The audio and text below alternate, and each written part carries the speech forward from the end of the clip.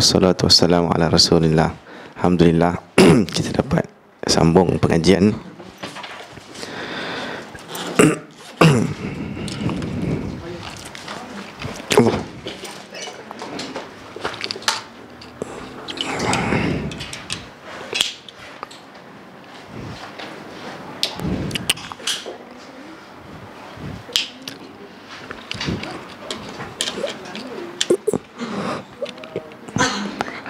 Okay,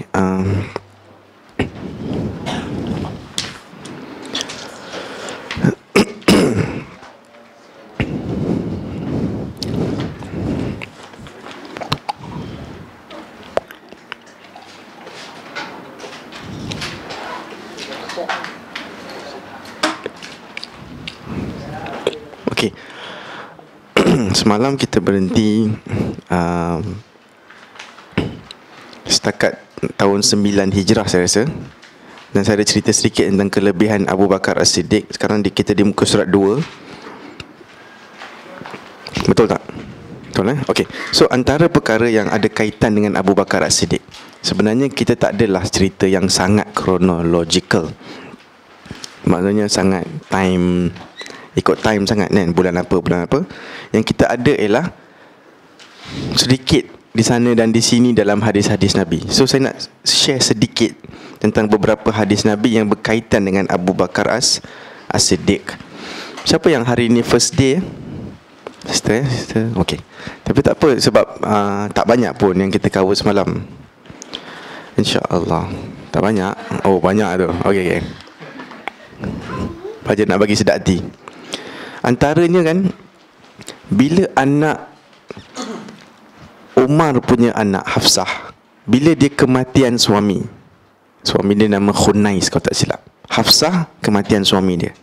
Setelah iddah dia, Umar akan pergi jumpa kawan baik dia, iaitu Abu Bakar As-Siddiq.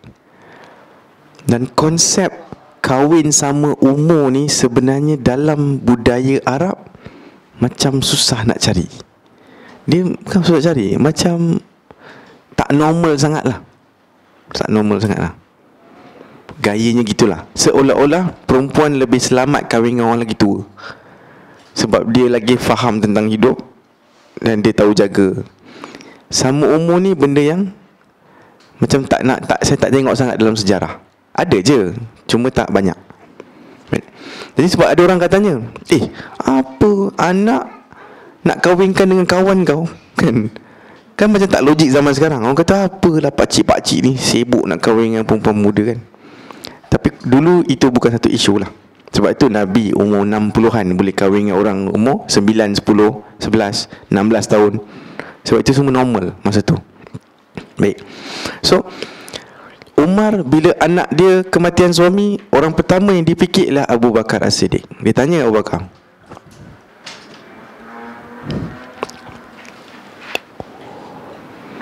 kalau tak silap dia tanya Osman dulu. Tak apa, salah seorang dari ni. Osman saya cerita. Dia jumpa Osman, kau pun dah kematian isteri. Sebab Osman punya isteri baru meninggal, iaitu anak Nabi lepas perang Badar. Lepas perang Badar, anak dia yang bernama, siapa anak Nabi kahwin dengan Osman? Bukan Zainab, Ruqayyah. Good try. Tapi Ummu Kulsum kemudian. Ruqayyah akan mati setelah perang Badar. Osman akan kebumikan dia. Now Osman tak ada isteri lah. Dia tak. So kawan dia offer lah, kau kahwin dengan anakku. Dia cakap aku tak rasa macam nak kahwin sekarang, so leave me alone lah. Mungkin dia masih tengah sedih ke apa ke. Kemudian dia jumpa kawan dia seorang lagi, Abu Bakar As-Siddiq. Dia kata, kahwinlah dengan anakku ni. Abu Bakar tak bagi jawapan. Dia diam je. Dia tak kata yes, tak kata no. So Umar kata diam je. Dia pergilah, keluarlah daripada rumah Abu Bakar tu ke. Tak jumpa kan. Dia pergi jumpa Nabi dan dia komplain dekat Nabi. Sebab engkau pun tak nak, kenapa korang ni? Kahwin je lah. Sebab zaman tu kahwin ni benda normal sangat. Kalau aku offer anak aku, kahwin je lah. Faham tak? Teruk sangat kan anak aku ni. Dan zaman tu kan zaman-zaman poligami kan. Jadi semua orang kahwin banyak-banyak. So macam kahwin je lah, bukannya susah sangat. Sedih.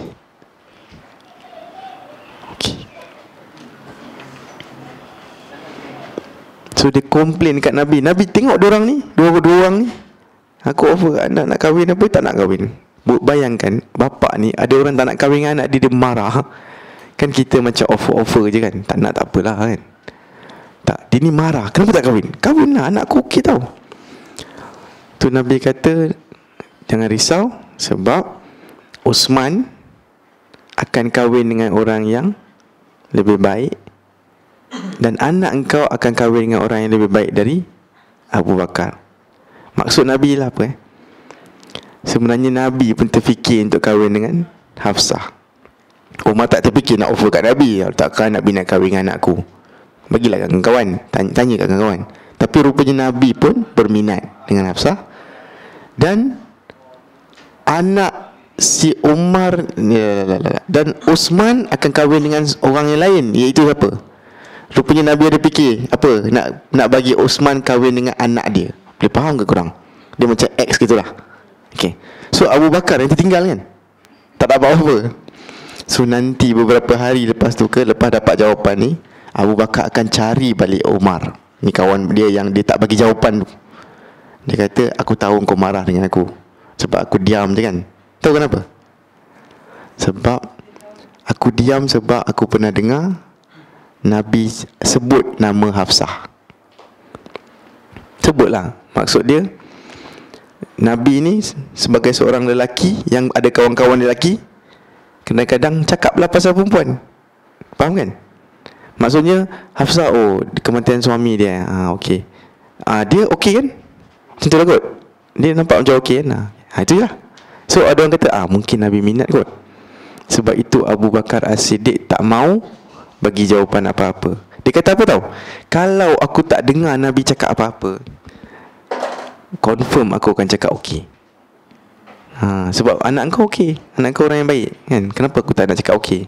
Sebab Nabi ada sebut-sebut nama Hafsah. Apa kita belajar daripada ni? Nombor satu, Nabi dan sahabat-sahabat dia lelaki. Betul tak? Diorang bercakap juga pasal perempuan. Macam mana perempuan pun cakap pasal lelaki kan. Ada yang handsome-nya kan, ada gitu kan, cakap pasal kadang-kadang bos hebat sangat ke, kadang apa, pekerja colleagues kita hebat sangat, kita cakap kan, cakap pasal lelaki apa semua. Itu normal lah dalam kehidupan manusia. Cumanya jangan mengumpat dia. Dan maksud mengumpat ialah apa? Cakap benda yang tak elok walaupun benar, yang kalau orang tu dengar, dia akan tak suka. Itu satu kisah. Dan itu juga menunjukkan betapa kan Abu Bakar ni simpan rahsia kawan dia kan. Sebab kawan dia cakap je. Tak semestinya kawan dia siapa? Nabi lah ni. Tak semestinya minat betul atau apa. Mungkin tanya je. Jadi tapi rahsia kena jaga. Takut-takut aku cakap, aku rasa Muhammad suka kot, Nabi Muhammad suka anak kau. Tiba-tiba tak jadi apa-apa. Kan dia macam mengaibkan Nabi kan. Jadi dia simpan rahsia walaupun dia mungkin kena sikit. Apa dia? Umar jadi marah dengan dia kan. Okey, itulah dia. Semoga kita pun jadilah orang macam tu. Baik, next. Kisah surah Jumaah. Surah Jumaah, Ali, macam mana bunyi dia? Wa tarakuka qa'imah. Siapa hafal surah Jumaah? Before that.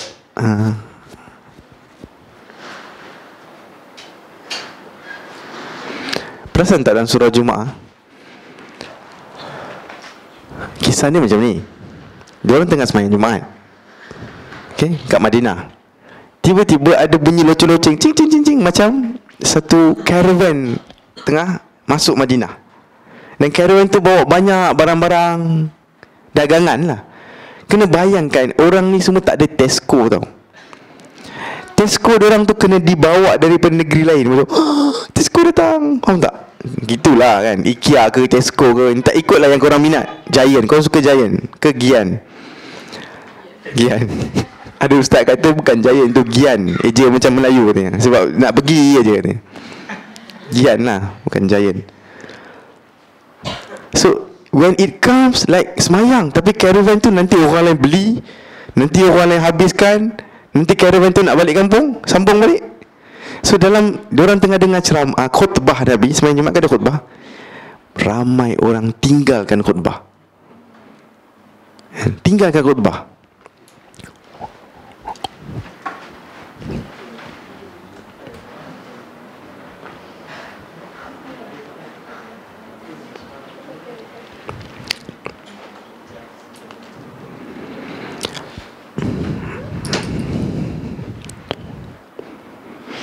Tinggal semua, kecuali 12 orang je depan Nabi. Dan ini direkodkan dalam sejarah dan direkodkan dalam Al-Quran. At least kita belajar tafsir satu ayat lagi ni dari surah Jumu'ah. Apa bunyi dia? Wa idza ra'au tijaratan aw lahwanin faddu ilaiha wa tarakuka qa'ima qul ma 'indallahi khairum minal lahwi wa minat tijarah wallahu khairur raziqin. And bila mereka tengok dagangan ni datang, dorang pun tinggalkan kau. Kau tinggalkan kau. Allah sebut wa tarakuka qa'ima. Allah tengah cerita dengan Nabi lah ni. Ingat tak masa dorang tinggalkan kau seorang-seorang tengah berdiri, qa'ima, tengah berdiri? Beritahulah kepada mereka, qul ma indallahi khairum minal lahwi wa minat tijarah. Di sisi Allah itu lebih utama daripada barang-barang dagangan dan happy-happy macam tu. Kan? Maknanya sabarlah, habis sembahyang Jumaat baru cerita. Sebab itu nanti akan ada ayat, after you habis solat fantashiru fil ard. Solat dulu, habiskan semua, and then you go and carilah fadlullah, carilah kelebihan yang Allah dah sediakan untuk kamu. Jadi kita dah belajar tafsir surah Al-Jumu'ah. Pernah dengar kan? Pernah dengar? Imam-imam semayang Jumaat biasa baca surah ni. Jadi at least kita dapat tafsir 1-2 ayat lah hari ni. Siapa tahu tafsir ini dulu? Pernah dengar surah ni tapi tahu cerita ini juga? Tak tahu? Okey. Nak ceritanya, ada 12 orang saja yang maintain depan Nabi. Salah seorang ialah Abu Bakar As-Siddiq. Nak cerita je lah. Maksudnya dia tidak tertipu lah dengan barang dagangan tu. Okey. Next, isbal. Dalam Islam, Nabi pernah beritahu lelaki tak patut pakai seluar yang berjela-jela, panjang. Dan Nabi letak pakaian kau kena di atas, dipanggil mata kaki kalau dalam bahasa Indonesianya. Kita panggil buku lali. Sebab itu kita tak berapa baca buku. Buku kita letak kat bawah. Buku kat kaki aku cakap, don't you read book, I have book in my body cakap. Ada buku dalam badan kita. Dan kita dah lali dengan buku tu. So buku lali tak boleh bawah dia, buku lali. Nabi pernah cakap. Dan Nabi sebut kerana kesombongan, sebab nanti benda tu akan berada dalam neraka. Oh, serius ni. Maka semua orang akan potong-potong kain dia. Tak boleh. Tak boleh panjang-panjang. Sebab apa? Masa tu kain ialah lambang kekayaan. Sebab tu diorang menjela-jelakan kain. Lagi kaya, lagi panjang. Lagi nak tunjuk hebat, lagi panjang. Dan sebab itu kalau kita perasan, bila orang kahwin, perasan tak dia punya kain jela-jela? Perasan tak raja-raja orang putih, dia punya kain macam cukup untuk 5 orang, tapi dia seorang pakai? Rugi kan? Untuk sapu lantai buat apa? Tapi sampai ada 3-4 orang kena pegang pula dia punya gaun dia. Kan benda ni buang masa dan buang duit, buang current. Tapi itu nak tunjukkan kaya ke dia. Sebab nak pakai baju tak kat mana dah. Kita ni hebat, duit banyak, pakai baju tak kat ni je. 4 meter je, 4,5 meter. Siapa kat sini 5 meter, jangan marah. So itu aja nak buat baju kurung kan. Jadi nak tunjuk hebat apa? Panjang lagi, ropo-ropo ke sampai sini ke. Nak tunjukkan kekayaan. Manusia kan nak tunjuk hebat dia. Tapi Nabi kata Islam tak boleh. As Muslim you tak menunjuk macam tu. So Nabi kata not so much lah. Abu Bakar welcome to Nabi. Dan dia akan angkat-angkat seluar dia. Dia kata, Nabi, aku ada masalah. Sebab seluar aku duduk jatuh-jatuh ni. Selalu lebih daripada buku lali. Nabi kata, kau tidak sombong Abu Bakar. Kau tak, bukan, this cerita is not for you lah. Sebab dia jatuh sebab apa? Agak-agak dia kurus, tak cukup daging nak tahan seluar dia. So dia kan tu radhiyallahu anhu. Kurus. Dia macam kurus tinggi gitu. Berapa punya? Apa nak orang punya barang? Ya?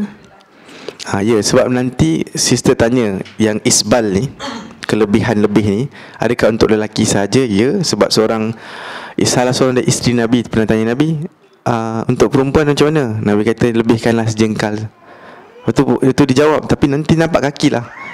Okeylah, lebihkan lagi sejengkal, gitulah. Maknanya untuk perempuan dia tak ada kena dengan rukun lali ni. Cuma jangan panjang macam orang kahwin tu lah, yang labu-labu semacam tu. Sapulan sebab Nabi pun still bagi banyak ni. Tak boleh rasa macam tak selesa Okey, sebab satu lagi. Maknanya bukan lagi lah. Okey, jangan pakai baju berjela-jela. Next, suruh Aisyah naik suara dengan Nabi. Saya dah cerita semalam. Seruling syaitan di rumah Nabi. Very interesting sebenarnya. Zaman sekarang ni zaman banyak sangat muzik kan. Dan orang tanya apa hukum muzik. Apa hukum muzik yang haram ke? Siapa kata haram? Angkat tangan. Ada geng IDT pun tak ada yang kata haram. Semua jenis dengar muzik je. Metallica punya geng, Scorpio, apa tahu. Siapa yang kata muzik tu halal dan no problem whatsoever? Halal, tak ada hal punya. Pergi konsert 5 jam pun tak ada hal. Betul. Siapa yang kata dia macam di tengah-tengah? Ambil sikit-sikit tapi jangan berlebih-lebih. Saya kena faham, ada ulama yang belah sana dan ada ulama yang tengah-tengah. Yang belah sini kurang lah. Yang tadi yang korang 2-3 orang fatwa tu, yang dia totally halal, tak ada masalah langsung tu, saya macam tak pernah jumpa lah ulama yang berpendapat macam tu. Tapi tak apa, kita orang biasa-biasa tak apa, tak payah nak berperangai ulama sangat pun tak apa. Saya nak cerita antara dalil geng yang tengah-tengah ni. Kan ada yang geng yang tak bagi langsung tu, haram tau, HARAM. Geng tengah ni kata, tengoklah hadis ni. Hadis ni kata apa? Abu Bakar pernah datang rumah Nabi, iaitu rumah Aisyah.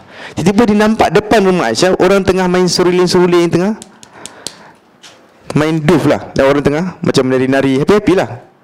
Persembahan tu bukan isteri Nabi yang menari, tetapi orang daripada Habasyah. Diorang memang suka lah main-main pedang gitu lah. So bila dia sampai, apa kecoh-kecoh ni? Dia kata seruling syaitan di rumah Nabi. Pada dia ini seruling syaitan di rumah Nabi macam ni. Lepas tu Nabi masa tu tengah baring. Maknanya isteri dia tengah happy-happy dengan beberapa orang lain, tengah happy-happy tengok Nabi tengah baring dengan kain atas muka dia, mengikut satu riwayat.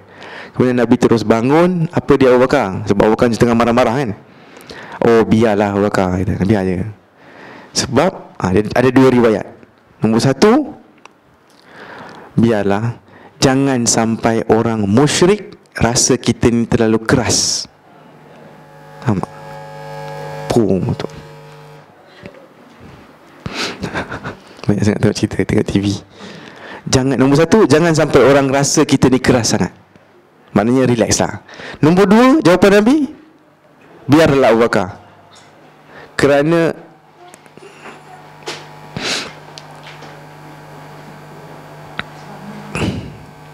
ini kan hari raya kita.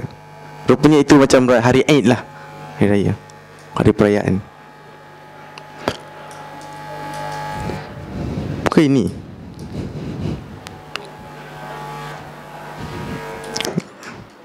Oh, ni dekat sangat ni.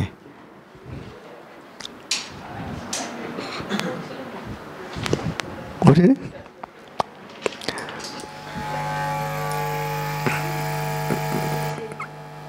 sama. Ya. Ada background dia sikit. Tak apa. Dia ada perbezaan pendapat dengan Umar. Dan perbezaan pendapat ni direkodkan dalam surah Al-Hujurah, ayat nombor 2. Ya ayyuhalladzina amanu la tarfa'u aswatakum fawqa sautin nabi. Wahai orang-orang yang beriman, janganlah naikkan suara di hadapan suara Nabi. Satu lagi tafsir kita dapat hari ini. Ini kisah memang tentang Abu Bakar As-Siddiq. Ada tak saya cerita semalam orang Syiah tak suka dengan Abu Bakar? Ada tak? Ada sikit? Tak ada, belum lagi ya.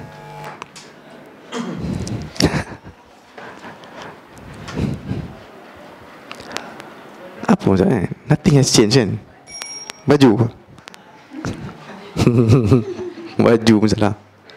Bila saya pergi dekat, dia jadi gila sikit. Tak juga. Okey lah. Betul. Phone tak ada ke sana. Tak juga. Oh iyalah, telefon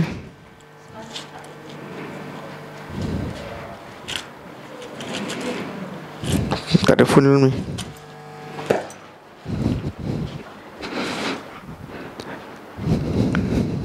Ada bawa bom ke kat ni? Okay. So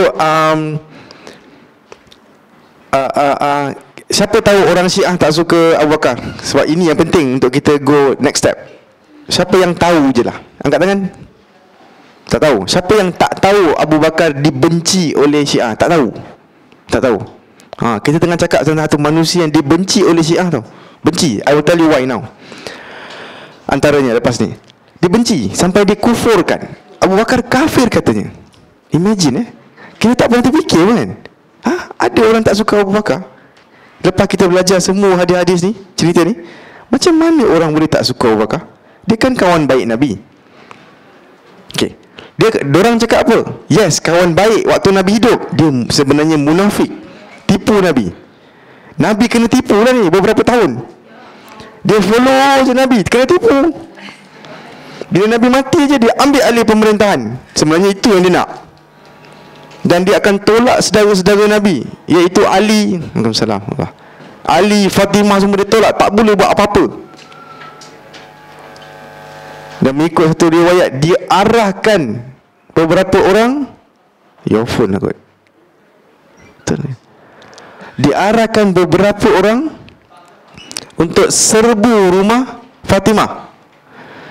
Ini cerita diorang Bila diorang serbu rumah Fatimah, buka pintu kuat-kuat. Kalau ikut cerita diorang, Umar lah yang dihantar tu. Dia buka pintu kuat-kuat, Fatimah kat belakang pintu, kena perut dia, boing. Dan perut dia tengah mengandung, dan dia keguguran, dan dia bleeding, dan 6 bulan lepas tu dia akan mati. Nampak tak emosional cerita ni? Sebab tu Syiah tak suka kita. Sebab itu Syiah sangat benci dengan Abu Bakar dan. Tahu tak kenapa diorang pecah masuk rumah Fatimah? Sebab nak tarik Ali. Ali kan suami dia. Kenapa nak tarik Ali pergi ke masjid? Sebab Ali tak nak berbai'ah kepada Abu Bakar As-Siddiq. Tahu bai'ah? Bai'ah tu janji lah. Okay, engkau raja aku, engkau pemimpin aku. Ali kononnya tak nak bai'ah, so tarik dia bai'ah. Sementara tu isteri engkau tengah bleeding, pendarahan kerana keguguran. Emosional kan cerita ni? Kisah ini palsu, tak wujud pun, palsu. Di kalangan kita kata tu palsu. Mana dia punya sanad semua tak ada pun. Dia kata apa? Ada dalam kitab dia. Dia sendiri ada kitab Bukhari Muslim dia. Faham tak? Dia ada kitab hadis dia. Dia tak ambil Bukhari Muslim kita. Pada dia Abu Hurairah pun Big X. Dan beberapa sahabat lain semua memang habis. Semuanya teruk. Zalim, kufur, jahat, munafik dan lain-lain. Okey? Itu sebagai opening lah cerita. Nanti kita akan faham ni, insya-Allah. So nak ceritanya, dalam satu peringkat, Abu Bakar dan Umar ni banyak gaduh sebenarnya. Bukan banyak lah, dia beberapa kali ada perselisihan pendapat. Yesterday kita dah cerita sikit kan. Nak menunjukkan bahawa kita manusia, it's very common, normal untuk kita tak puas hati. Kalau tak pernah puas hati, maksudnya awak ni tak ada opinion, faham tak? Tak ada pendapat dalam hidup. Apa dia? Ikut aja. Jadi boleh tukar nama jadi lembu dicucuk hidung. Kan ada kan? Itu peribahasa je. Lembu yang dicucuk hidung, ikut aja kan. Di mana saja bos tarik, kau ikut. Tapi manusia biasa mesti ada tak puas hati. Cuma tak puas hati kita di kalangan kita di Malaysia, tak puas hati di belakang. Itu problem dia. Tak puas hati mereka ialah tak puas hati depan. Cakap terus. Saya baru je habis satu kuliah, satu program satu syekh daripada Yaman, dia ajar kami tentang mustalah hadis. Cakapnya Arab lah full. So duduklah kat situ. Saya pun join lah dalam 12 orang. Bila Syekh tu cakap sesuatu, kan ada mustalah hadis lah, hadis aziz lah, hadis mutawatir lah, apa. Ada satu student tu dia cakap, Syekh, apa maksud yang ini? Kenapa Ibnu Hajar yang tulis buku tu letak poin nombor 4, contohlah ada poin nombor 4 poin. Saya tak faham kenapa poin nombor 4 tu kena ada situ. Syekh pun cubalah explain dalam 5 minit. Tapi aku still tak faham kenapa yang nombor 4 tu ada kat situ. Pada pendapat aku nombor 4 tu kena buang. Ni student cakap. Kau tengah cakap pasal siapa? Pasal satu orang yang dah tulis buku tu 700 tahun dulu. Apa Syekh tu boleh buat? Tapi student ni tak puas hati. Tapi aku rasa memang tak ada kaitan langsung lah. Nombor 4 ni tak perlu. Contohlah, apakah ciri-ciri seorang manusia? Contoh dia perlu makanan, dia perlu kawan-kawan sosial, dan dia perlu pakaian. Contohlah, dan nombor 4 dia perlu minuman. So si Arab ni tak puas hati lah. Kena minuman kan makanan, kan dah cover kat atas. Kenapa nak berbual kat nombor 4 ni? Maka Syekh tu cakap lah, apa gitu gini. Tak adalah Syekh, aku still tak puas hati. 10 minit engkau aku. Kami tengok macam tengok tenis lah. Aku kata, ini confirm orang Arab ni. Orang Melayu tak macam ni. Berani tak puas hati dengan Syekh, tak puas hati dengan orang dah mati. Ibnu Hajar Al-Asqalani, dia dah tulis buku ni. Dia mati tahun 852 Ibnu Hajar Al-Asqalani, very famous lah. Ibnu Hajar 852. Saya kata, dalam saya fikir, saya tengok ni, saya jawab memang tak boleh jawab lah kan. Ni cakap Arab full kan. Saya bukan pandai sangat. Saya dengar ni, ya Allah, Mamat ni memang orang Arab betul lah ni. Mana tak berhenti. Sambil dia cakap, ada orang ketawa. Sebab macam panjangnya korangnya. Sudahlah, orang tu dah mati, kau nak bincang apa? So saya tak termasuk orang yang senyum-senyum lah. Saya takut sebab dia sebelah saya. Nanti kata, apa saya senyum? Sebab dia tengah macam panas. Syekh pun tengah panas. Suara tinggi-tinggi dah sikit. Habis macam Syekh soal tanya, habis kau nak aku buat apa? Faham tak? Gitulah, dah sampai peringkat tu. Saya tengok je lah, kawan-kawan sebelah Syekh duduk, kan kita buat macam halakah. Sebelah Syekh tu dah senyum. When is this going to be over? Dah lah kan, relax lah bro kan. Agaknya lah senyum-senyum. Dan itu penganjur. Dia ni boleh cakap, yang kau senyum tu kenapa? Aku betul-betul nak faham tau. Aku nak faham kau senyum. Sampai orang tu kena explain kat dia pula. Tak, sebenarnya aku senyum sebab aku rasa aku faham soalan kau. Faham tak? Nanti aku cuba jawab kalau boleh. Faham tak? Akhirnya dia serius. Aku betul-betul tak faham ni. Ajarlah aku sampai aku faham. Kalau orang kita tanya sikit, Syekh tu kata, soalan apa ni? Terus tak ada apa. Cancel saya, cancel. Anggap saya tak tanya apa-apa. Terus diam. Kemudian kursus 1 minggu dia takkan tanya apa pun. Betul tak? Ini tak. Lepas yang main tenis tu, sambung. Ada lagi satu tak puas hati kat ujung. Gaduh lagi. Nak ceritanya diorang, dia voice their opinion. Diorang cakap, aku tak faham yang ni. Kita diam, tunjuk pandai. Tapi bila buka mulut sikit, baru tu Syekh kata, ya Allah, tak kerti apa punya Muhammad ni. Kalau kita punya style kan, kita ikut yang orang putih kata, tutup mulut. Kalau kau buka mulut, takut-takut orang tahu kau tak pandai kan? Sebab sebenarnya bila you cakap, people know how much you know. Tapi dalam kelas patut cakap. Baru cikgu tahu, oh you faham takat tu okay, aku nak improve sikit lagi. Oh you faham takat ni, okay tak apa, nanti kita up 1 notch. Faham tak? Go up sikit. Kalau you tak nak cakap, you tak nak komen, tak nak tanya soalan, you akan berada di takut lama sampai bila-bila lah, pendapat saya. Okay, good. So balik kepada cerita ni, they will voice out. So ada sekali tu, satu kumpulan orang datang, bukan Islam. So kita perlukan interpreter untuk bincang dengan geng kumpulan tu. So Abu Bakar cakap, Nabi, hantarlah dia ni, satu orang lah, sahabat Nabi seorang lagi. Aku rasa dia sesuai untuk kerja ni. Tapi Umar kata, taklah Nabi, aku rasa dia tu lagi sesuai. Pendapat je.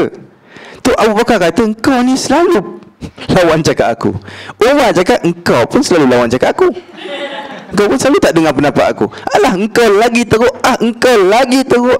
Engkau memang macam tu. Engkau lagi teruk. Faham tak? Duk gaduh-gaduh macam ni, start sikit je. Isunya apa? Pendapat je. Tapi bunyi kuat lagi, kuat. Nabi kata sudah. Diorang tak dengar. Sebab suara dah tinggi. Marah. Masa orang marah kan kita suruh sabar, dia tak ada. Kita pula ditumbuk nanti. Kan? Sabar bang, jangan gaduh. Kau apa? Pang bagi. See? Bila Nabi cakap diam, diorang tak dengar dah. Sebab dah mula menjerit. Sebab itu turunnya ayat ni.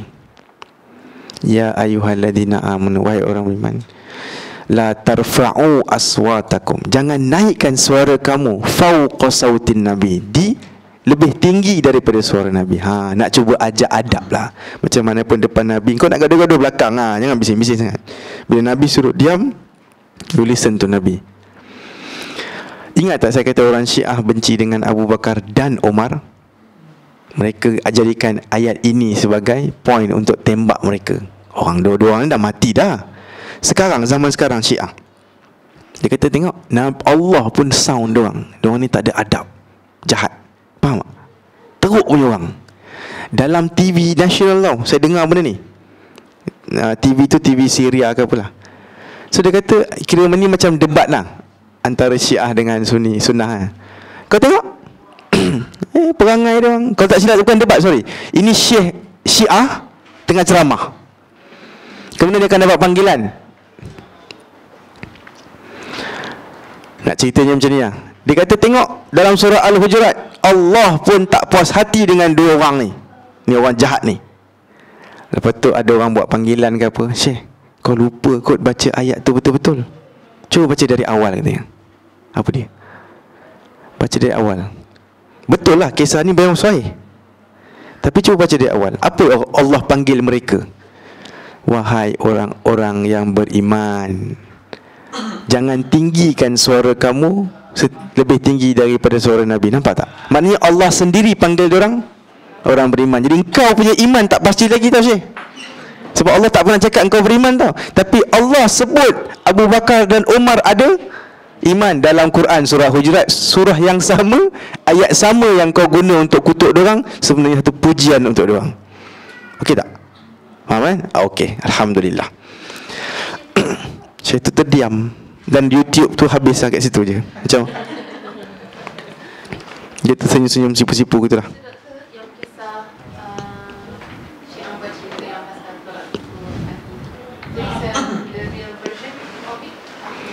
The real version will come to it.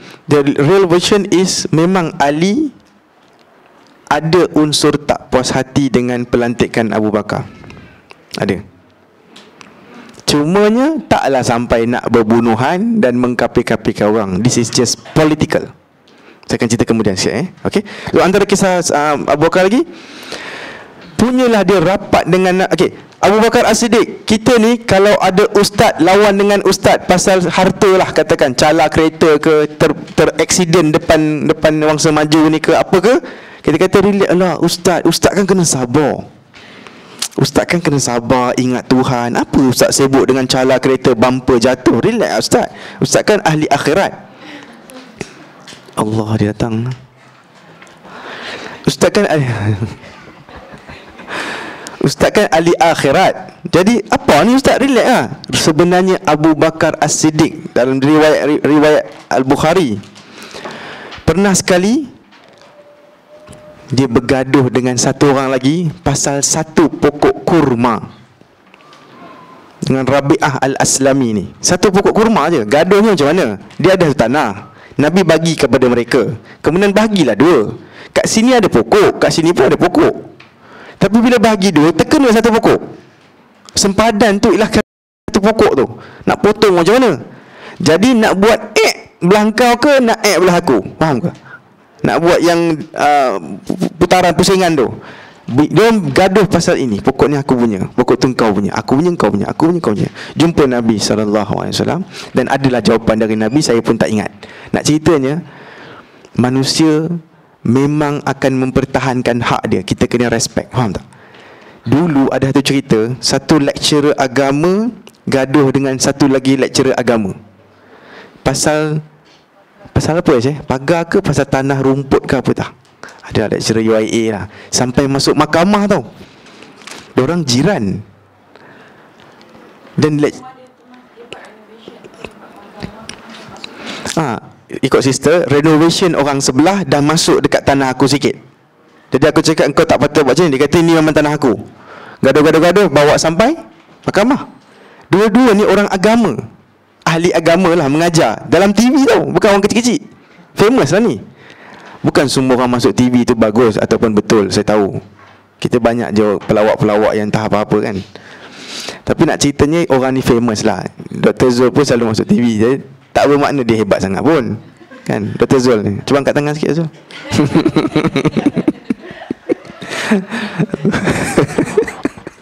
Baru sampai. Breakfast dulu.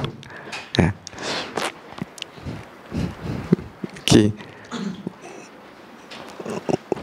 Dan masa itu ramai orang boleh ceramah kutuk dua ustazah ni. Sebenarnya ustazah, dua-dua perempuan. Kutuk apa ni. Sebenarnya kalau engkau baca hadis, cukup kau akan dapat Abu Bakar pun lawan bab satu pokok kurma. Maknanya apa? Normal. Hak kau. That's your hak. Dunia ke akhirat ke lantak, tapi itu hak aku. Dan dia mempertahankan hak dia, itu hak dia. Dia ada hak untuk mempertahankan hak dia. Yes. Clear? Clear. Yes, alhamdulillah. Next. Pernah sekali Nabi lepas subuh, Nabi pusing belakang, Nabi tanya, kat sini siapa yang nak puasa hari ni? Abu Bakar kata, aku. Siapa yang dah ikut jenazah? Maknanya siapa yang ada kematian mana-mana dan kau dah ikut jenazah dia? Abu Bakar cakap, aku. Padahal ramai orang belakang Nabi ni. Abu kata, aku dah buat. Siapa yang dah tolong orang susah ke apa-apa ke hari ni? Aku. Dia lagi. Orang lain tak buat lagi ni semua. Sebab mungkin pagi-pagi, nak ceritanya malam tadi sampai sekarang lah. Dan siapa yang dah melawat orang sakit hari ni, pagi ni? Aku, dia kata. Abu Bakar juga. Nabi kata, tak ada satu manusia yang terkumpul semua kebaikan ini melainkan dia akan masuk jannah. Maknanya Nabi tengah nak cakap sebenarnya asalnya, siapa yang pergi niat puasa? Siapa yang niat puasa hari ni? Nabi nak cakap, untuk engkau jannah. Mungkin jawapannya kat belakang sana kan. Nabi nak cakap lah, engkau pergi jannah. Kemudian engkau ikut jenazah, bagus. Itu boleh masukkan kau dalam jannah. Ini boleh masuk jannah. Tapi akhirnya seorang aja yang jawab semua. Dan orang ni Nabi kata tak logik. Macam tak, kalau terkumpul ni semua ni kat satu orang, mestilah tempatnya ialah di jannah. Next. Sekali tu ada seorang sahabat cerita dekat Nabi. Ramai-ramai lah cerita benda yang pelik. Tahu tak Nabi dengan sahabat-sahabat ni? Aku ada kambing biri-biri. Kemudian ada serigala tengah kejar biri-biri aku. Aku kejar serigala tu supaya dia tak tergigit lah. Aku selamatkan biri-biri aku. Waktu aku selamatkan, serigala tu pusing cakap kat aku. Drama kan? Serigala tu patut lari je lah. Serigala tu pusing cakap, hari ni kau tolonglah apa yang kau boleh tolong. Kau tunggulah hari tu nanti. Tak ada siapa boleh tolong siapa yang dia nak tolong. Serigala bagi tazkirah. Ya, sahih. Dalam Sahih Bukhari ada. One day, hari ini memang engkau sebagai pemilik, kau boleh tolong apa yang kau milik ni. But one day nobody will be able to tolong anybody. Dia terkejut, dia balik, dia cerita kat Nabi semua lah ni. Dan ramai orang macam, like you lah. Serigala cakap. Ya. Dan bila Nabi dengar benda tu, Nabi kata, aku beriman dengan apa yang kau cakap. That means I believe in what you say. Okay kan? Dan dia kata apa? Aku believe apa yang kau cakap. Memang ada kadang-kadang Allah jadikan benda-benda miracle macam ni. Sebenarnya miracle happen every day. Cuma kita dah tak rasa di miracle. Betul tak? Miracle jadi every day? Betul tak?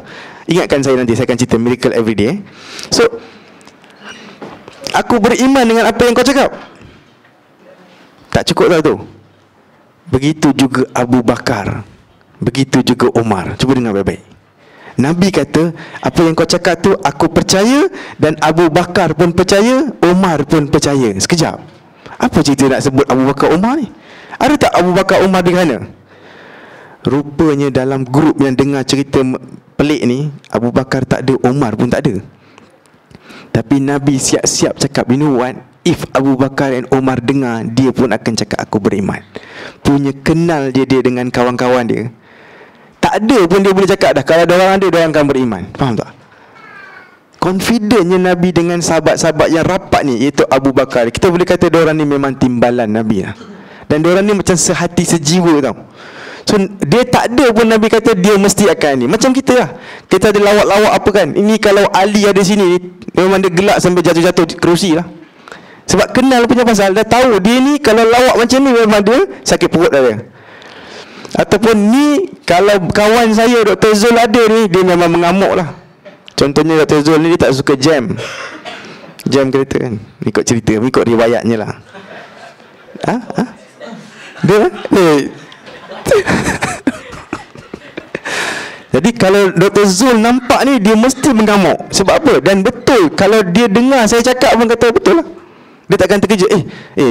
Jeffrey, kau jangan pandai-pandai cakap pasal aku. Tak, dia pun aku cakap, yes, if I were to be there, memang reaction aku macam tu. Punyalah rapatnya Nabi dengan Abu Bakar dan Umar. Faham ke cerita ni? Faham tak faham tu, Sister Salwa je yang faham. Korang yang lain faham ke?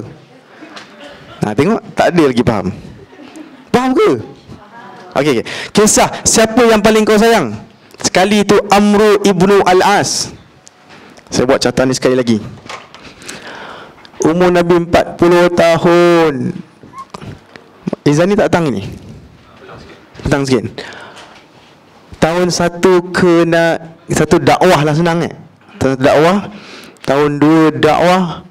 3, 4 sampai 13. Ini ialah Mekah. Kemudian Nabi buat hijrah tahun 1 H, 2 H sampai ke 11 H, dan Nabi akan wafat.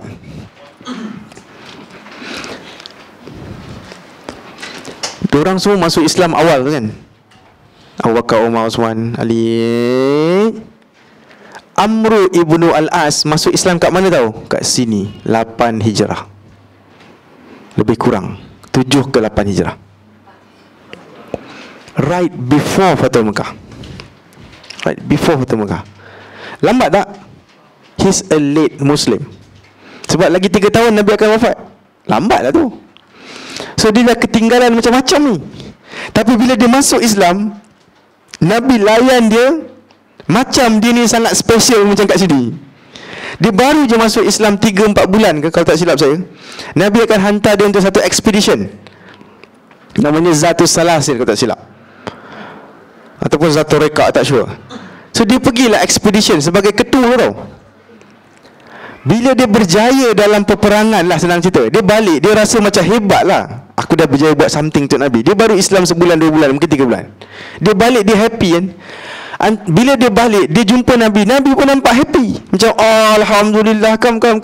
Faham tak? Bila orang baik ni layan you dekat rumah, macam lah you ni baik sangat. Faham tak? Dia punya hospitality, kita macam segan, macam, aku ni orang biasa-biasa je, kenapa dia agungkan aku, muliakan aku sangat? Jadi Amru ibn Al-As ni dapat pengagungan dari Nabi macam tu. Mula dia rasa hebat. Dia rasa, aku rasa Nabi mesti sayang aku nombor 1 ni. Faham tak? Dia macam perasan yang Nabi ni macam mesti anggap aku ni special punya sahabat. Berani dia tanya soalan. Tahu dia tanya apa? Nabi, aku nak tanya, siapa orang paling kau sayang? Kalau keluar dari Nabi, aku kan settle, Amru ibnu Al-As. Yes, kan dapat satu macam title Tan Sri, Datuk Tun gitu kan. Maka Nabi cakap apa? Orang paling aku sayang ialah Aisyah. Allah, Nabi ni tak faham soalan ni.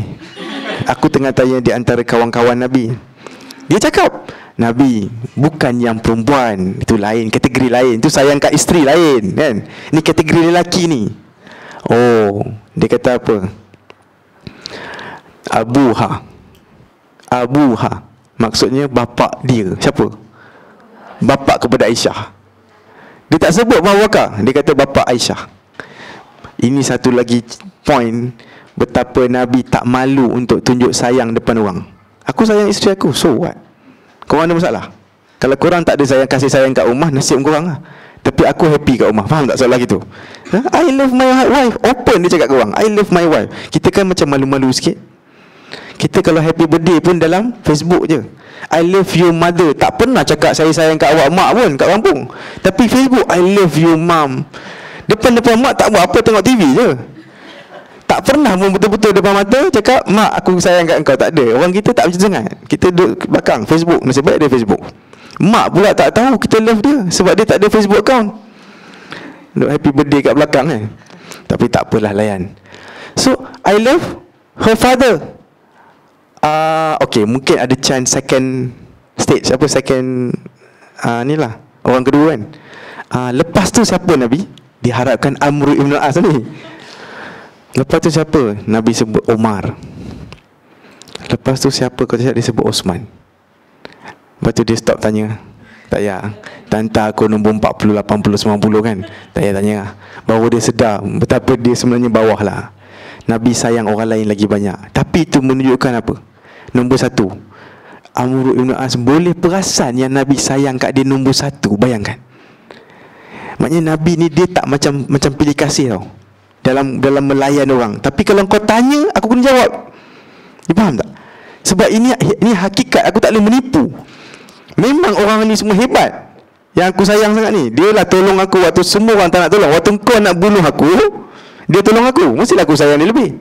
Sekarang kau baik dengan aku, yes kan. Amr bin al-As antara orang yang kasar kan, generally dia gaduh dengan Nabi. So, tapi kalau dari segi layanan, aku layan semua sama. Sampai orang terperasan yang dia tu special sangat. Itulah kisah Amr ibn al-As. Pelajaran kedua, orang yang paling Nabi sayang di kalangan lelaki ialah Abu Bakar As-Siddiq. Okay, sebab kita cerita hari ni pasal Abu Bakar kan. Okay, next. Kisah perigi Aris. Siapa sini tahu pasal University Aris? Tahu kan? Tempat saya graduate lah. Saya buat diploma pengajian Islam. Tapi tak boleh promote sebab sini pun dah ada diploma. Jangan, tak boleh lah promote kan. Ni gaduh, conflict of interest. Aris sebenarnya nama satu perigi. Dia panggil Bi'rul Aris. Maksudnya perigi Aris tau. Gitu kan. Ni lah cerita dia. Sebenarnya Aris ni satu perigi. Muka surat 2 ya kak? Muka surat 3 dah ni. Pernah sekali kan Nabi masuk dalam satu perigi. Bukan masuk dalam tau. Kena faham, perigi ni tak semestinya yang kita faham kat Malaysia ni. Perigi yang macam ni, tengok dari atas, lepas tu ada air kan, kita dah fikir gitu. Ada perigi yang jenis macam ni, macam ni. Lepas tu ada tempat duduk macam kat India tu. Faham tak? Lepas tu sini baru ada air. Perigi jenis besar tu, tak tahulah itu dipanggil telaga ke perigi ke. Dalam bahasa Indonesia dia kata bezakan antara sumur dan apalah gitu. Saya pernah cuba nak tanya, saya tak faham. So boleh duduklah kat tepi ni, air kat sini. Jadi Nabi masuk, Nabi duduk dekat, katakan ni tempat Nabi. Dan seorang sahabat Nabi dia kata, hari ini kan aku tengok Nabi tengah lepak-lepak kan, macam tengah rest kan. Dan Nabi letak kaki dia dalam air ni. Maknanya Nabi just want to be alone lah, nak kejap-kejap lepak-lepak. Dia letak kaki dalam air dan dia diam, duduk je. Jadi sahabat Nabi kata, hari ni aku nak jaga Nabi. Faham tak? Aku nak bagi dia privacy lah. So dia pun jaga pintu masuk ke dalam ni. Dia kata biar Nabi rest lah. Setiap hari ada orang datang jumpa Nabi, faham tak? Dekat Madinah. So tak apa, hari ni biar Nabi rest. Dia pun jaga pintu. Datanglah Abu Bakar As-Siddiq. Dia tahan. Nabi tengah rest lah kan. Abu Bakar tu tanya Nabi, boleh tak aku masuk? So dia pun masuk, tanya Nabi, Nabi Abu Bakar nak datang, boleh tak masuk? Nabi kata boleh. Dan bagi dia kabar gembira tentang Jannah. Tell him that he's gonna enter Jannah. Wah. Kemudian dia pergi ke Abu Bakar, okay Abu Bakar boleh masuk. Dan Nabi kata Jannah untuk engkau. Wah, happy kan. Dia pun masuk, dia duduk sebelah Nabi. Katakan inilah sebelah Nabi kat sini. Nabi dah kat sini kan, dia kat sini. Lukisan saya makin lama makin buruk kan. Sini, okey. Nak awak sini. Makin buruk. Saya tak puas hati je. Sebab ada sebab ni saya nak lukis ni, bukan saya saja. Macam mana saya? Awak ready je. So ini Nabi, ini Abu Bakar. Okey. Kena masuk lagi Omar pula cari Nabi. Cari-cari, oh kat sini jumpa dengan sahabat ni. Yes, nak masuk boleh? Ajak aku tanya Nabi. Dia sendiri yang tugaskan diri dia. Nabi tak suruh pun. Kata Nabi, Omar nak masuk boleh? Boleh. and give him the glad tidings of Jannah. Cakap kat dia yang dia akan masuk Jannah. Umar pun masuk. Alhamdulillah kan. Dia pun duduklah sebelah Nabi. Kalau tak silap kat sini. Okey, Umar. Itulah. Kemudian Osman akan masuk. Cari Nabi sebenarnya. Diorang ni akan cari Nabi. Mana Nabi? Mana Nabi kan? So cari Nabi. Oh, kat sini. Dia lelaki tu buat kerja yang sama. Nabi, ada seorang lagi. Osman nak masuk. Boleh ke? Kita boleh. Bagi dia glad tidings of Jannah. Setelah dia menerima fitnah. Lain sikit kan? Cakap kat dia akan masuk syurga, tapi setelah dia diuji dulu. Ada ujian dalam hidup dia. Dan dia akan cakap inna lillahi wa inna ilaihi rajiun. Semoga Allah musta'an, semoga Allah tolong aku. Tapi jannah tetap jannah kan? Dia akan datang dan mengikut riwayat, sini semua tak boleh duduk dah. Mungkin pecahnya batu dia ke apa ke, Osman akan duduk sini seorang-seorang. Di sebaliknya, seolah dia tu tersisih ataupun dia tak boleh join group ni. Ulama duk fikirlah apa cerita ni kan, apa simboliknya benda ni. Simboliknya ialah apa tahu? Kubur Nabi sebenarnya. Mengikut riwayatnya kubur Nabi macam ni, Abu Bakar kat sini, Umar kat sini. Tapi Osman tak ada dalam ni kan. Kubur Nabi kan dalam rumah Aisyah kan. Jadi dia kata simboliknya lah Osman akan dikuburkan lain dekat Jannatul Baqi' lah. Dan Osman ni dia akan dikuburkan bukan dekat tempat normal kubur tau. Sebab diorang kuburkan dia malam-malam.